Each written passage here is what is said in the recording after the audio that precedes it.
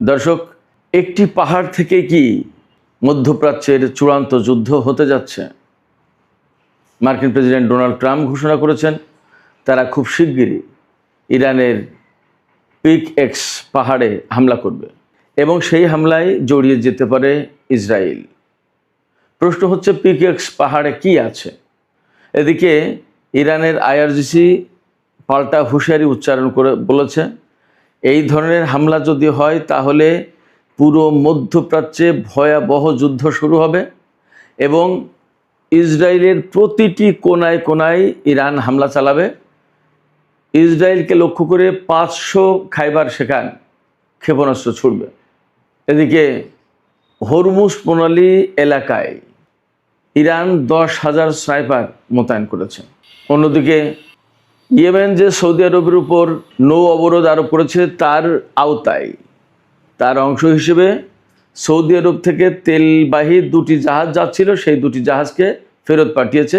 বাব-আল মানদেব প্রণালী ক্রস করতে দেয়নি। এছাড়া আরও 6টি জাহাজ সৌদি আরবের তেল আনার জন্য যাচ্ছিল, তাদেরকেও প্রবেশ করতে দেয়া হয়নি। এই পরিস্থিতিতে আন্তর্জাতিক বাজারে তেলের দাম আরও বেড়েছে এবং বর্তমানে কিছুক্ষণ আগের খবর, আন্তর্জাতিক বাজারে ব্রেন্ট ক্রুড অয়েল প্রতি ব্যারেলের দাম $94.72 পৌঁছেছে। গতকাল যা ছিল তার চেয়েও বেড়ে গেছে। আর ওয়েস্ট টেক্সাস ইন্টারমিডিয়েট যেটা, তার দাম বর্তমানে $87.78 প্রতি ব্যারেল তেলের দাম।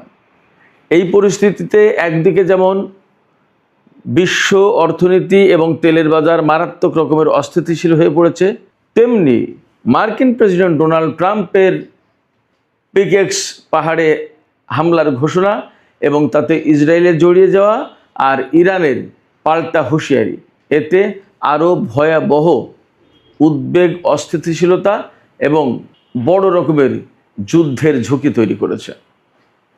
আসলে পরিস্থিতি যাচ্ছে কোথায়? ইরান, আমেরিকা এবং ইসরায়েলের মধ্যকার এই সংকট আসলে বিশ্বকে কোথায় নিয়ে ঠেকাবে এবং এর শেষ পরিণতি কোথায়? সুপ্রিয় দর্শক, আমরা এই সমস্ত বিষয় নিয়ে আজকের ভিডিওতে বিস্তারিত আলোচনা করব।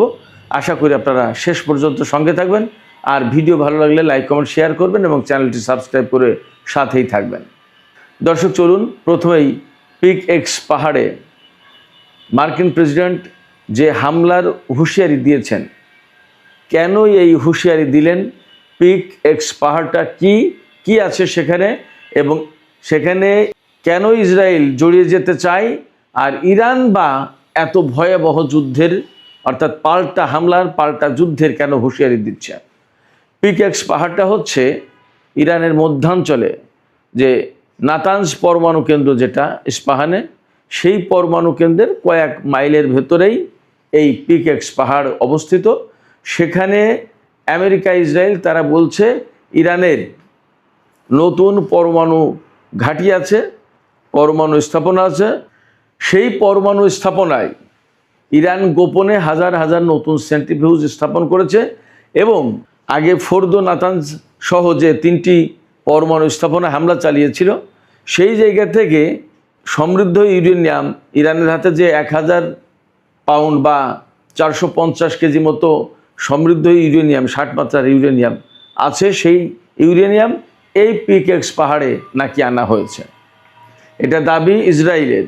এই দাবি, এই তথ্য আমেরিকাকে জানিয়েছে।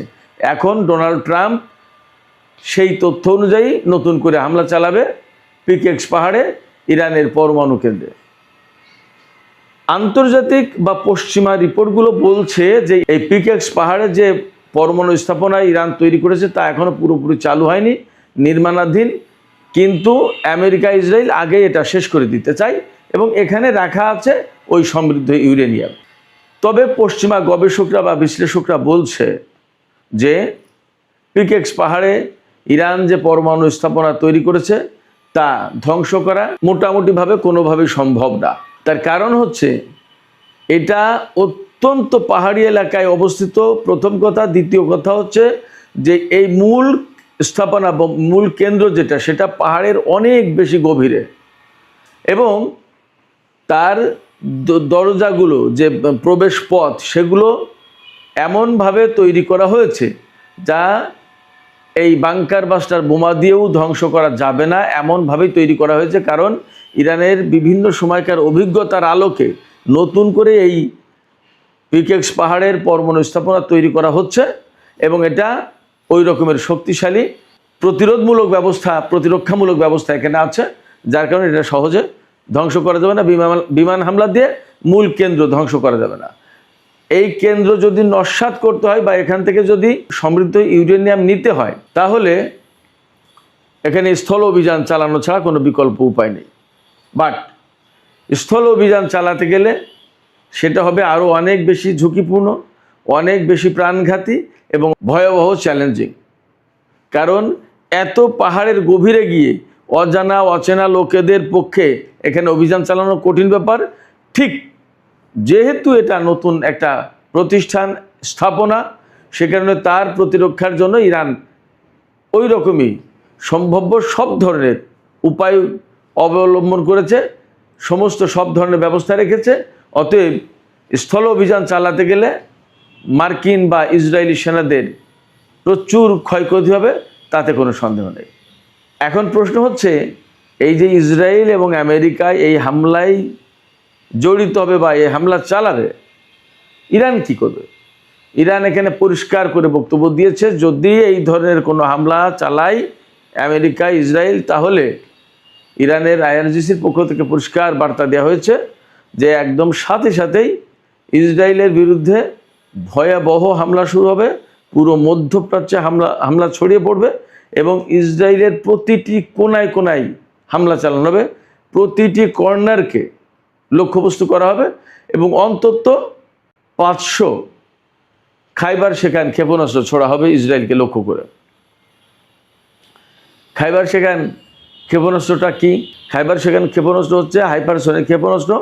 এই ক্ষেপণাস্ত্রের পাল্লা হচ্ছে 2000 কিলোমিটার, অর্থাৎ ইরান থেকে ছুড়লে 2000 কিলোমিটার দূরের লক্ষ্যবস্তুতে আঘাত হানতে সক্ষম এবং এটা 1.5 টন 1500 কেজি ওয়ারহেড বহন করতে পারে। একটা ওয়ারহেডের ওজন 1500 কেজি, অর্থাৎ 1.5 টন 37.5 মন। এইরকম একটা ওয়ারহেড বিস্ফোরিত হলে সেখানে কি হবে আপনি কল্পনা করেন। ইরান বলেছে অন্তত 500 খাইবার শেখান ইসরায়েলে মারা হবে। তাহলে ইসরায়েলের অস্তিত্ব থাকবে কিনা সেটা নিয়েই তো প্রশ্ন। এখানে আরেকটা তথ্য দিয়ে রাখি, আমেরিকা ইসরায়েলের কাছে কিন্তু হাইপারসনিক ক্ষেপণাস্ত্র মোকাবেলার কোনো প্রযুক্তি নেই। ফলে পিকেক্স মাউন্টেইনে বা এই পাহাড়ে আমেরিকা ইসরায়েল হামলা চালাবে কি চালাবে না তার হিসাব নিকাশ তারা করুক, সেই সিদ্ধান্ত তারা নিক। ইরান তার বক্তব্য কিন্তু পরিষ্কার করে দিয়েছে। অবশ্য মার্কিন প্রেসিডেন্ট ডোনাল্ড ট্রাম্প এর আগেও বলেছিলেন যে আমরা হামলা চালাতে পারি ইরানের পরমাণু স্থাপনা আবারও, কিন্তু তিনি তা করেননি। দেখা যাক এবার কী হয়।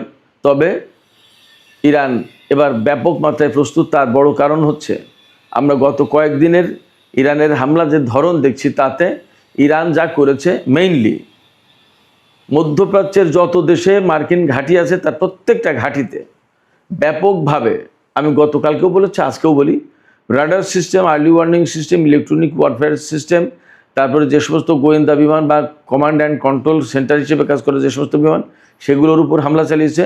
KC-135, KC-17, KC-46 এই ধরনের রিফুয়েলিং ট্যাঙ্কার বিমান বা পরিবহন বিমান, এগুলোর উপর হামলা চালিয়েছে। প্রচুর পরিমাণে ড্রোন ক্ষতিগ্রস্ত হয়েছে, বিমানের হ্যাঙ্গারে হামলা চালিয়েছে। একটা F-15 জঙ্গি বিমান ধ্বংস হয়েছে, কয়েকটা F-35 বা F-16 এই সমস্ত বিমান ধ্বংস হয়েছে। বেশ কিছু সেনা নিহত হয়েছে। আমরা সবাই জানি সেই সেনাদের লাশ গতকাল আমেরিকা পৌঁছেছে, সেই লাশ রিসিভ করেছে মার্কিন প্রেসিডেন্ট ডোনাল্ড ট্রাম্প। এরপরে AP বার্তা সংস্থা AP, অ্যাসোসিয়েটেড প্রেস, এই অ্যাসোসিয়েটেড প্রেস খবর দিচ্ছে যে ইরানের হামলায় অন্তত 500 সেনা আহত হয়েছে। নিহতর কথা বলছে না। 500 সেনা যদি আহত হয় তাহলে নিহত কতগুলো হতে পারে মোটামুটি একটা কল্পনা করা যেতে পারে। তার মানে ইরান কিন্তু যথেষ্ট প্রতিরোধমূলক হামলা চালাচ্ছে এবং অ্যাগ্রেসিভ হামলা চালাচ্ছে, ডিফেন্সিভ না। এখন ইরান অনেকটা অফেন্সিভ। তো যে কথা বলছিলাম, মধ্যপ্রাচ্যের এই যে সিস্টেম, রেডার ম্যাডার, এই সমস্ত যত সিস্টেম, এইগুলো ধ্বংস করে দিয়ে আমেরিকাকে প্রকৃতপক্ষে কানা করে দিচ্ছে, অন্ধ করে দিচ্ছে। আমেরিকা তার প্রতিরক্ষা ব্যবস্থা ঠিক রাখতে পারছে না। ইরান যে বিমান হামলা চালাবে বা ক্ষেপণাস্ত্র বা ড্রোন হামলা চালাবে, এই সমস্ত হামলা চালালে সে শনাক্ত করতে পারবে না এবং সেগুলোকে ধ্বংস করতে পারবে না। গতকালকে শুনলাম যে কুয়েতের আকাশে ইরানের ড্রোন ঘুরে বেড়াচ্ছে, হয় গোয়েন্দা ড্রোন অথবা শনাক্ত করছে কোনো কিছু, যাই হোক সেই ড্রোন নিরাপদে ঘুরে ফিরে আসলো, কিন্তু আমেরিকা সেই ড্রোনকে কিছুই করতে পারেনি। তার মানে দাঁড়াচ্ছে মোটামুটিভাবে ধরে নেওয়া যায় যে কুয়েতের আকাশ প্রতিরক্ষা ব্যবস্থা বা early warning system, radar system, এই সমস্ত সব কিছু ধ্বংস হয়ে গেছে। একইভাবে বাহরাইন, সংযুক্ত আরব আমিরাতেও চলছে। এবং গতকালকেই তো আমি বলেছিলাম যে জর্ডানের যে পরিমাণে হামলা চালাচ্ছে ইরান, তাতে আগামী আর 4-5 দিন যদি এইভাবে হামলা চালাই তাহলে জর্ডানের বিমান ঘাঁটিগুলো আর সচল থাকবে না, অচল হয়ে যাবে। এরই মধ্যে কয়েকটা গেছে। এবং মার্কিন প্রেসিডেন্ট ডোনাল্ড ট্রাম্প এই যে মার্কিন সেনা নিহত হলো জর্ডানে এবং ক্ষয়ক্ষতি হচ্ছে, এর জন্য জর্ডানকে দায়ী করেছে। তিনি বলছেন যে এইগুলো আসলে জর্ডানের হাতে দিয়ে আমরা ভুল করেছি, এগুলো নিজেদের জিনিস নিজেদেরই রক্ষা করার দরকার ছিল। আসলে কি ব্যাপারটা তাই?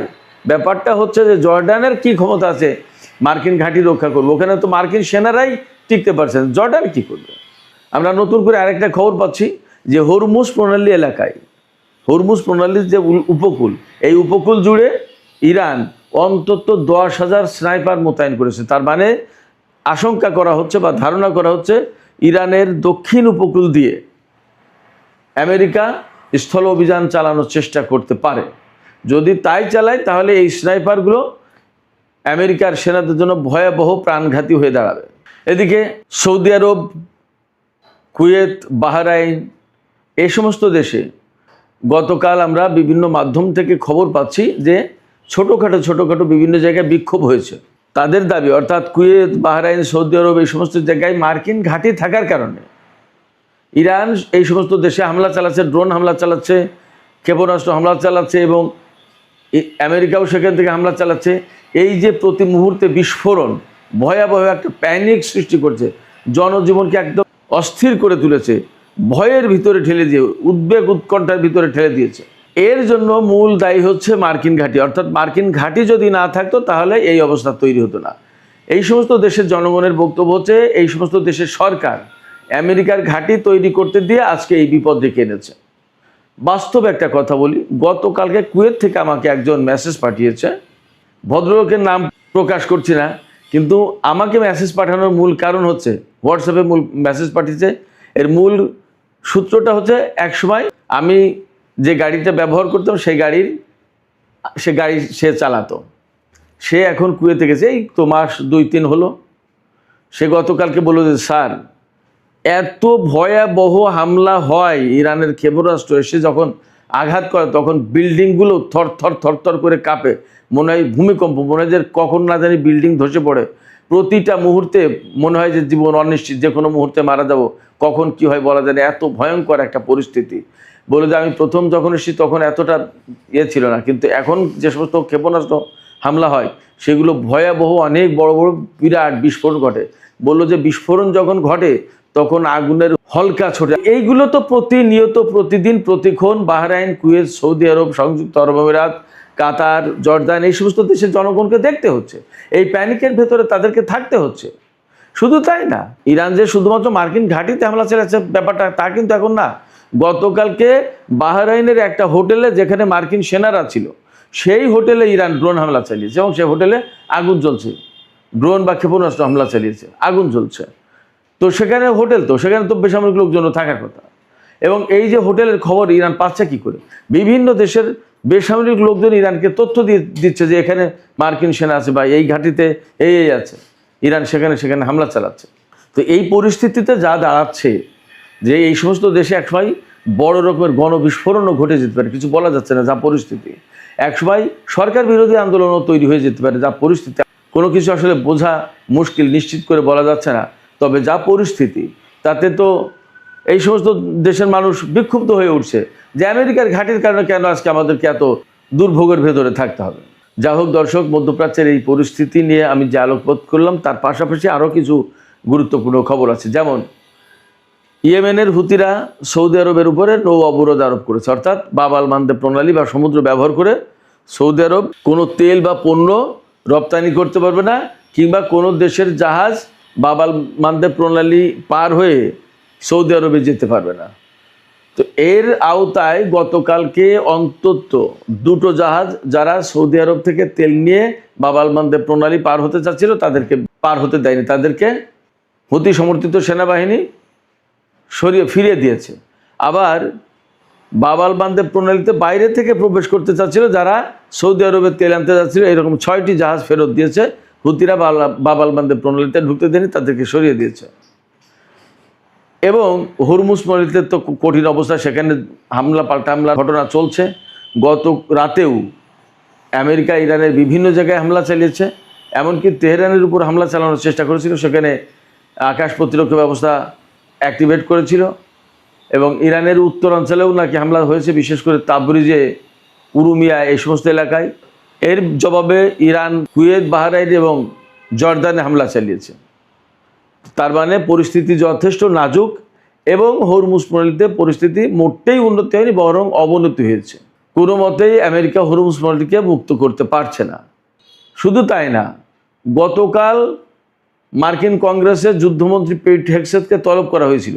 সেখানে তিনি নতুন করে আরও $87.5 বিলিয়ন চেয়েছে যুদ্ধের ব্যয় মেটানোর জন্য। এবং তিনি জানিয়েছেন যে $37.5 বিলিয়ন এ পর্যন্ত খরচ হয়েছে যুদ্ধের। কিন্তু আমেরিকানরা বা কংগ্রেসম্যানরা সবাই বলছে যে পিট হেগসেথ যে খরচের কথা বলছে এটা কম, গোপন করছে, খরচের চেয়ে আরও অনেক বেশি হয়েছে। এবং কংগ্রেসম্যানরা পিট হেগসেথকে, যুদ্ধমন্ত্রীকে, চেপে ধরেছিল যে আপনারা যুদ্ধ বলেছিলেন যে সব কিছু শেষ, ইরানের সমস্ত সামরিক সক্ষমতা শেষ, পরমাণু স্থাপনা ধ্বংস করে দিয়েছেন, এখন নতুন করে আবার হামলা চালাচ্ছেন এবং যুদ্ধের জন্য এত বিরাট বাজেট চাচ্ছেন কেন? কি হয়েছে? ঘটনা কি? যুদ্ধ কবে শেষ করবেন? কিচ্ছুর জবাব দিতে পারেনি মার্কিন যুদ্ধমন্ত্রী। এই পরিস্থিতিতে একদম মধ্যপ্রাচ্যের অবস্থা আরও অনিশ্চিত হয়ে পড়েছে, এতে কোনো সন্দেহ নেই। এই জায়গা থেকে তেলের দাম নতুন করে বেড়ে গেছে। আজকে আমি যখন এই ভিডিও করছি তার একটু আগে খবর নিলাম, আন্তর্জাতিক বাজারে ব্রেন্ট ক্রুড অয়েলের দাম প্রতি ব্যারেল $94.72, আর ওয়েস্ট টেক্সাস ইন্টারমিডিয়েট যেটা, সেটা প্রতি ব্যারেল তেলের দাম $87.78। এগুলো সব অপরিশোধিত তেলের দাম। পরিশোধিত তেলের দাম আরও বেশি। এখন যদি প্রায় $95 হয় এক ব্যারেল তেল, তার মানে এই যে ইরান এবং আমেরিকার মধ্যে যে যুদ্ধবিরতি চুক্তি 17 এপ্রিল সই হয়েছিল ইসলামাবাদ সমঝোতা স্মারক, তারপরে তেলের দাম কিন্তু ব্যারেল প্রতি $70 নিচেই চলে এসেছিল। আমরা যদি $70 ধরি তাহলে এখন 95, তার মানে $25 বেড়ে গেছে ব্যারেল প্রতি। তার মানে 3 ভাগের 1 ভাগ দাম বেড়ে গেছে আরও। এই পরিস্থিতিতে বিশ্ব অর্থনীতি, বিশ্ব তেলের বাজার আবার অস্থিতিশীল হয়ে পড়েছে, আবার চরম অনিশ্চয়তা তৈরি হয়েছে।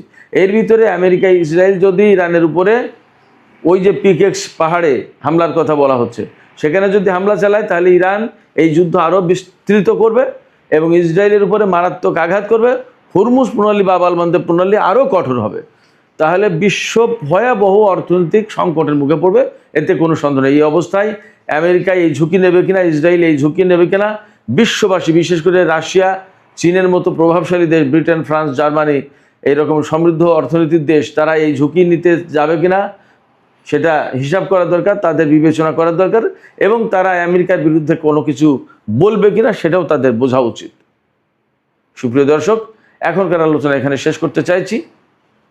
আলোচনা শেষের আগে আপনাদের মতামত জানতে চাই, আপনারা কি ভাবছেন? আসলে আমেরিকা, ইসরায়েল কি ইরানের পরমাণু স্থাপনা, যেটা পিকেক্স পাহাড়ের কথা বলা হচ্ছে, সেখানে কি হামলা চালাতে যাচ্ছে?